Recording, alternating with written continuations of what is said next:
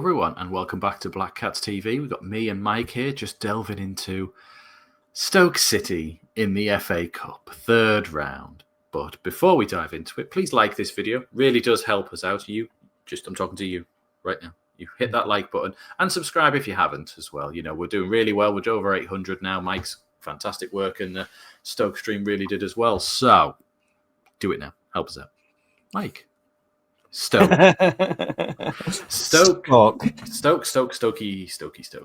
Before we talk about the game, oh God, did we want to win it? I did. I know there's all this. Did Labrie? I think he was using it as a test a few players match, shall we say? Last chance saloon, or you're sold, or you're loaned out. Yeah, let's see what you've actually got. So, which I think was right to do, because if you think the amount of games we've played over Christmas, you probably did want to rest a few of them. Isidore, and Roberts and Meppen and people like that. And now it looks like we've lost Elise for the rest of the season again.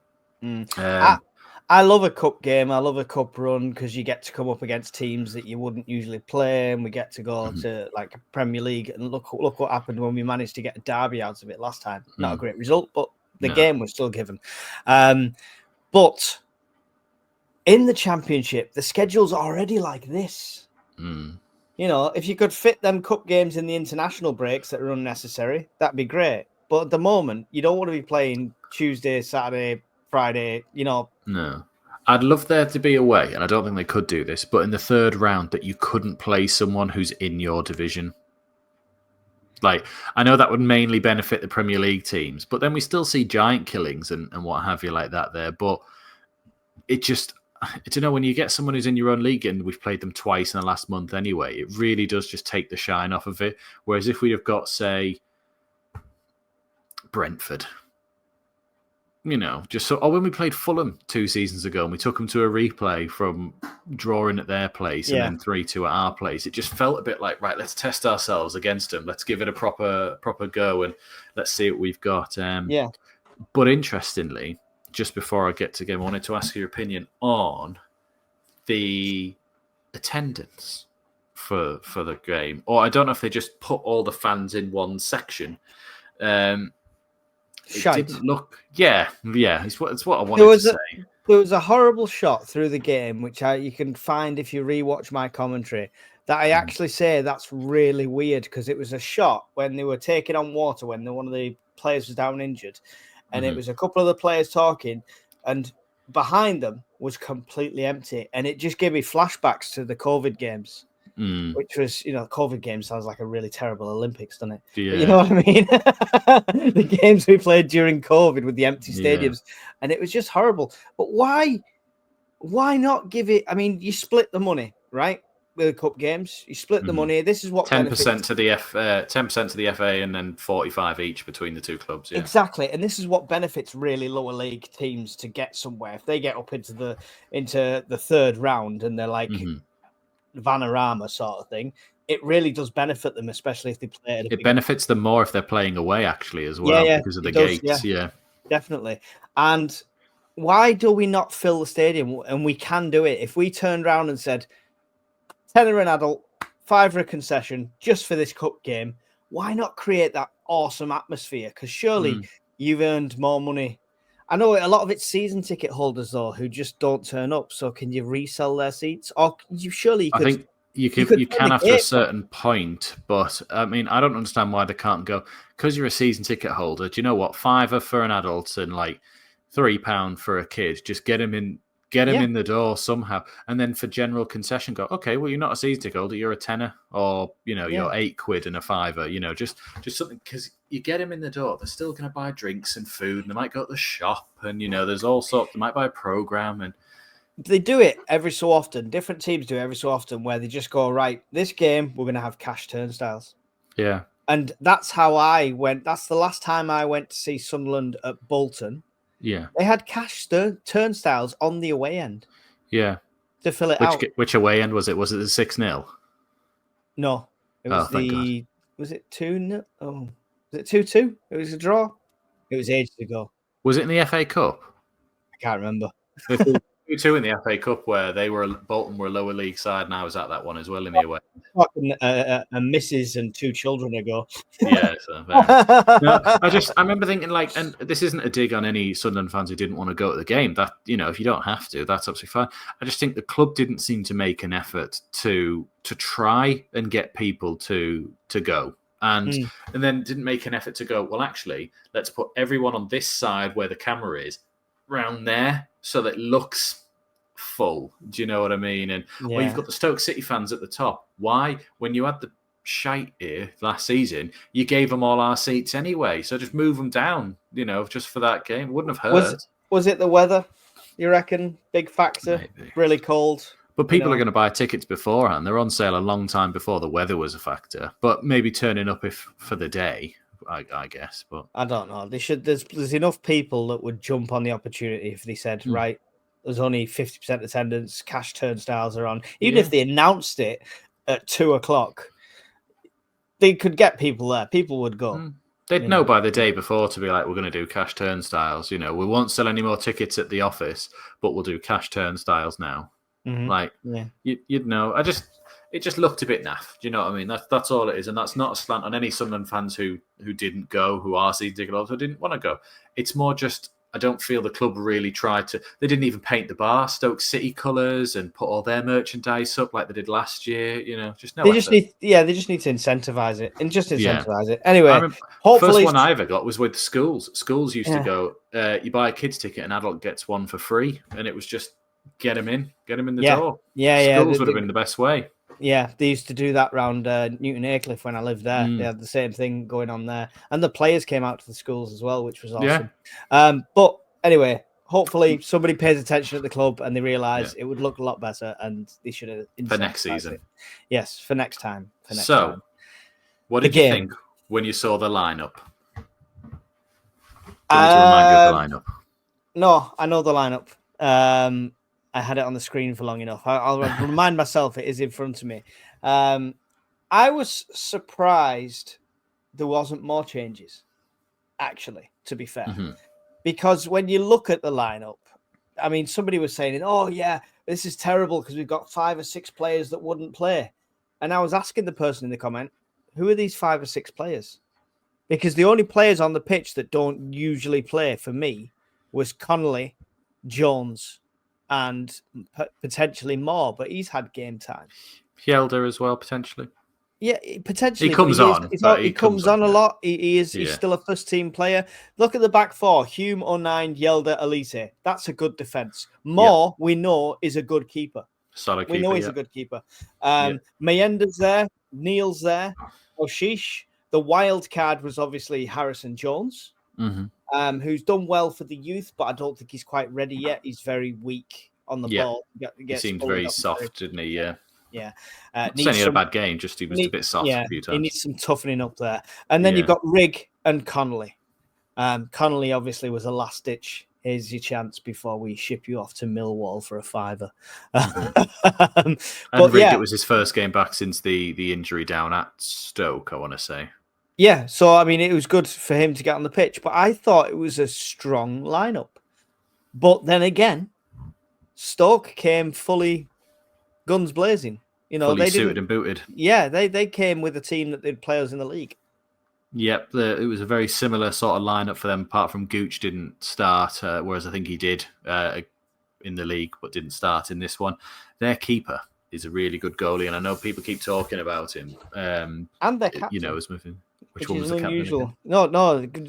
He's a captain. Yeah. Did you see him every time he made a save or he's organising the defence out? He seemed really vocal. I'm sitting there going, he'll probably get a move in somewhere. I would have thought the league up. I would have thought, but I was the same when I saw the lineup. I went, I'm glad there's some fringe ones in there, but let's see how this goes. Sky had it down as a 4-4-2, but I really don't think when I was watching it, we definitely were not playing a 4-4-2. No. And we did have the backup options on the bench of Mepin, Samed for it would have been his first game, Job, Isidore, Alexic as well. So we had some, players who clearly played some minutes in there. So I don't think he was sacking it off.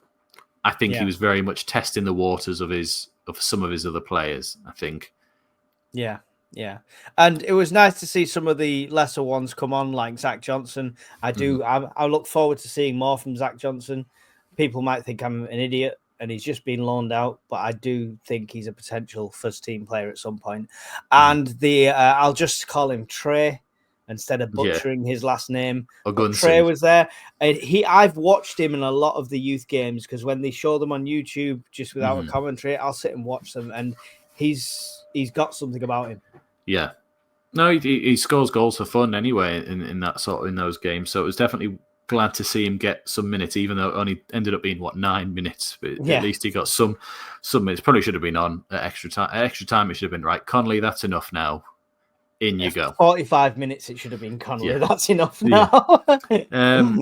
Connolly is the only person that fell down more than Harrison Jones, or the keeper who was diving for some shots as well.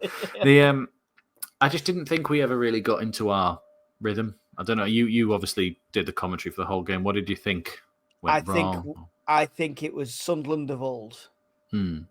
Recently in games, we've done this high press. We've pressed together. It's a training exercise that you do when you train in a football team. You know, half press and a high press and stuff like that, and you move together and you move as a unit. We just weren't doing it. We were stood back, even when they were up. We just weren't forcing that pressure and forcing the mistake. Every so often, Connolly would do a 10-yard run to the person with the ball. They'd pass it. Nobody else was pressing with him.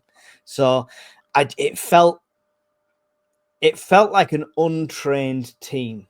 Or a team that wasn't used to playing that much together anyway. Yeah. The standout moments, a sheet with another assist. I thought he had a pretty good game, looked a threat.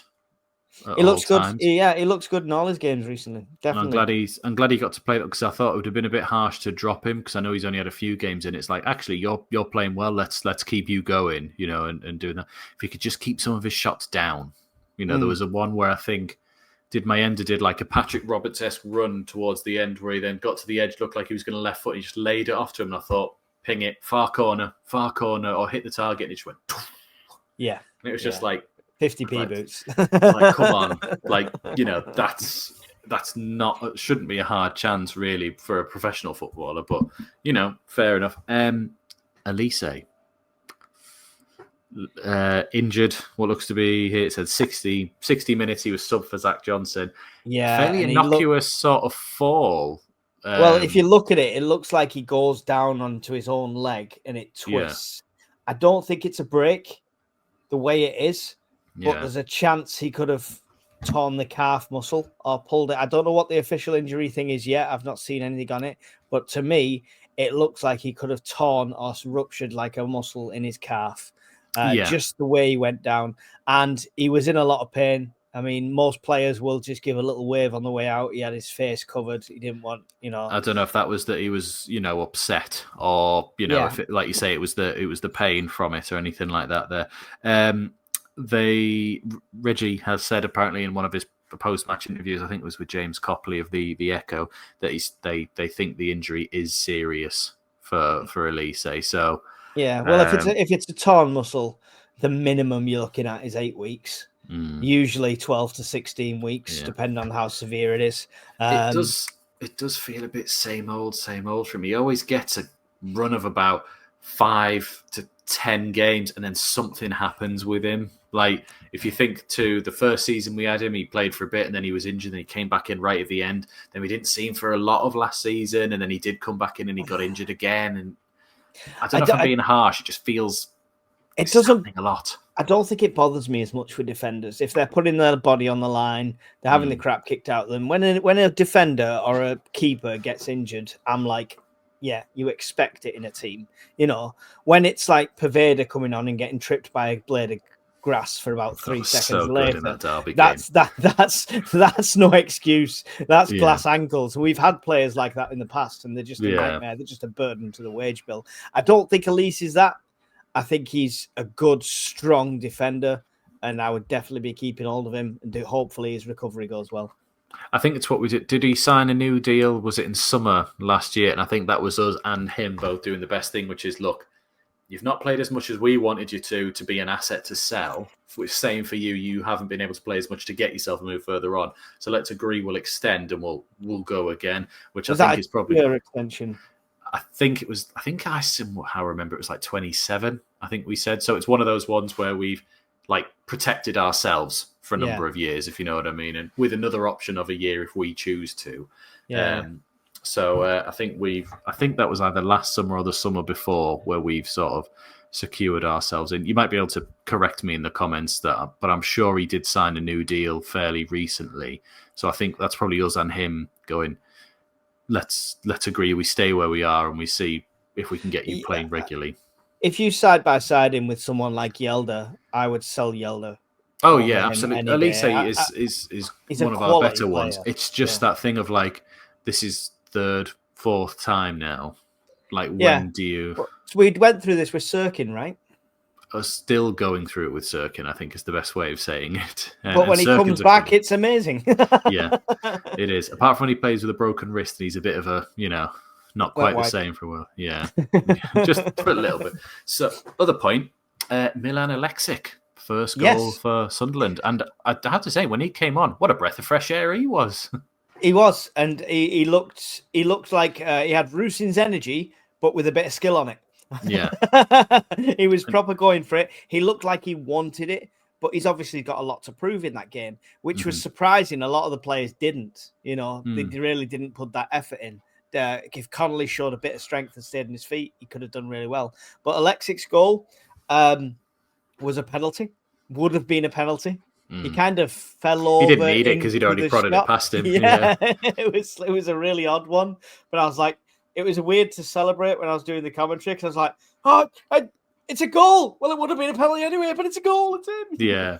It was a lovely little move. Ashish just spotted his run, and I think he just took a touch, and then without even thinking, he just instinctively just poked it past the goalie. No sort of like swinging my left foot at this and trying to place it. Was just dink. Just that. And I don't know if you have it in your notes, but I did want to mention, not just that, 3 or 4 times after that, he was in the right place at the right time for the right cross. Just didn't quite come off. Yeah. But putting as a player, putting yourself in them positions, it's what we've been missing with a lot of strikers and a lot of attackers.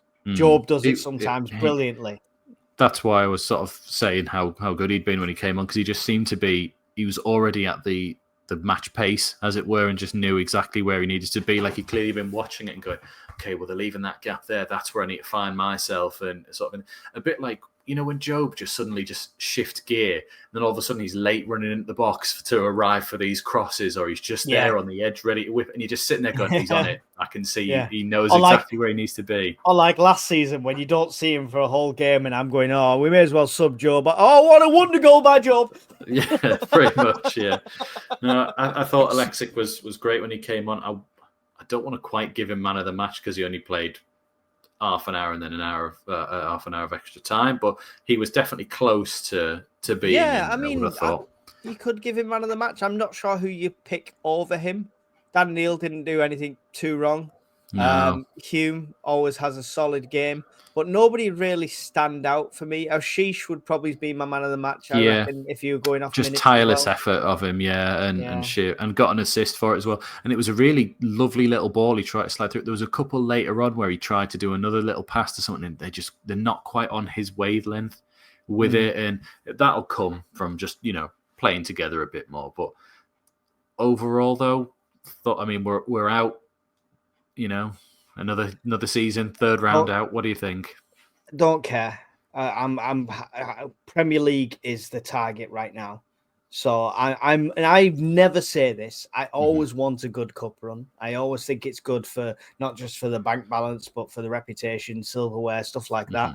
But I really don't mind at this stage. I really don't mind. We're using January now. We're getting some awesome signings in, at least one anyway.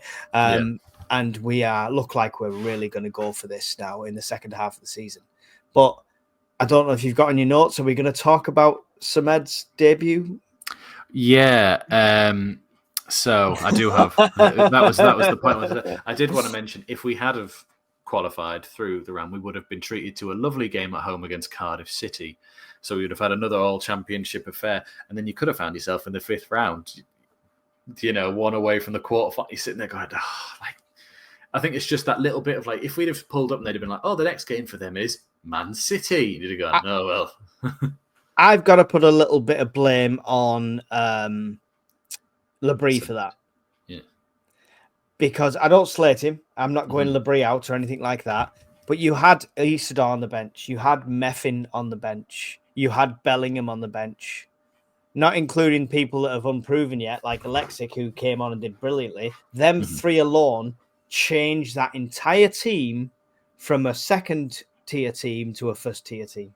Yeah, and I do think once the 90 were up, you were saying, especially, I was listening when it was like, right, Connolly's done. Even if we put on Roos in now, let's just mix it up a bit here. Let's just change it. And they just didn't. And it was a bit like, I know you don't want to risk probably Isidore and you don't know what else is coming, but that was the time to be like, this isn't working. As fans, we want to see them go for it. And I'm sure Isidore and Meffin on the bench would have been wanting to come on. Meppin's fine because the defence wasn't really at fault for anything, really, and I understood that one. But certainly the striking options where you've given them a full game, you've been given an extra half an hour and it's clearly not working, try it now. But Meffin was missed. Now, luckily we didn't get punished too much by him being missed. But what it is, it's them long balls over the top. And I noticed very early on that 09 and Yelda at the time don't come out as quickly to them or read them as well as Meffin does. Watch any other game when Meffin's on there, he's the one intercepting that long ball, getting the head up, getting it away. Yeah. So it was a safety net of that. I think 09 does that a bit more with Meppin on, but that's probably because they play together. Yeah, they work well. And whereas Yelda was a bit of that unknown with him of who's going out for what. But Samed. First minutes, nice to see him in a Sunderland shirt. There was a couple of little interchange of passes, good little bit of hold at play. I thought, decent, all right, nothing too bad. And then the hospital ball back to Dan Neil, where he chipped Tom Cannon or whoever their player was who went on it. It wasn't Tom Cannon, but he chipped a player of theirs back to Dan Neil, but sold him short by a good several meters. It was that Baker, wasn't it? Was it Baker? Possibly. Is he the one who scored? Because it was the one who... Yeah, he sort of backwards dinked it over him. And I remember at the time looking at it going, that's an interesting ball to play. Neil tried to get there, but obviously Baker got there first. And in doing so, was just clean through on the sort of right-hand side and charging in from pretty much the halfway line. Johnson tried his best to come across. Moore tried his best to come out, but he rounded the keeper and just... I don't blame Neil for it at all. There's nothing he could do with that. It was a hospital ball. We could put it down to lack of match experience, maybe, but he didn't impress me at all during it. Even when he did receive the ball, a couple of passes, like you say, he looked like he didn't want it. He wasn't making the runs. When he had an opportunity to receive the ball, he was literally pointing past himself, going, no, send it over there, send it over there. So I don't know yet. Interestingly enough, he seemed to be playing further forward than Dan Neil. But I don't know if Dan Neil was just sitting further into the defence towards the end of the game. Like he was sitting very much like, I know there isn't a position, the quarterback position for Dan Neil, so he could spray passes across the pitch, where it was a bit like, hang on, Samed's meant to be your deeper lying player, and Dan Neil, you're better actually, as we've all said this, going forward. Yeah. But just the way it was. And Jones, obviously, he came off, but Jones is a more attacking midfielder as well. Yeah. In general. So, not a great debut, but you're only as good as the players around you. So maybe, I don't know, it just didn't suit him at that stage. So I will reserve judgment. He'll be drip fed in over the next few games as well with, you'll see Rig, Job and Neil, and then he'll be swapped in around. It's nice to see he can get on a pitch and he's not injured and carrying a bag up and down a hill. Yes, exactly. Oh God, yeah, seeing that. I think they're probably going to give him this window in case they want to send him back. May as well try him now, because I know earlier on in the season there was always the talk of sending him back because they weren't quite convinced with his, his injuries, if he was going to be available that much. So you never know if they're going, nope, we're throwing you right in at the deep end. If your injury comes up, we'll get rid of you. If you don't play very well, we'll get rid of you. If you do play well, great. This Burnley game is going to be a tell-all. If he's on the bench or if he's... I doubt he'll start, but if he's on the bench and he comes on during that Burnley game, it'll be interesting, really. But the Burnley game, we'll be doing a preview of that coming up over the next couple of days, prospective lineups, danger men for Burnley, and what to expect from Scotty Parker at Turf Moor, happy place, and all that. Yeah. So shithole down the road. Shithole down the road. Mike, do you want to say your goodbyes? Yeah, definitely. Thank you guys for tuning in. It's a shame we're not, we broke that kind of fortress feeling at the Stadium of Light, but it was a cup game. So let's dust off. Don't count. Let's dust off. Let's go again. Let's get to the top of this league and let's see what this Lafille has to offer in upcoming games. Thanks for watching. Like, subscribe, all that wonderful stuff that the algorithm likes, and we'll see you next time. Can't say it any better than that. Just keep subscribed, keep tuning in, and you will see us again for the Burnley preview, which is probably Wednesday or Thursday, I would have thought. So there we go. We'll see you then. You know where the exit button is this time? You ready? I do. I'm ready. Good. Right. See you.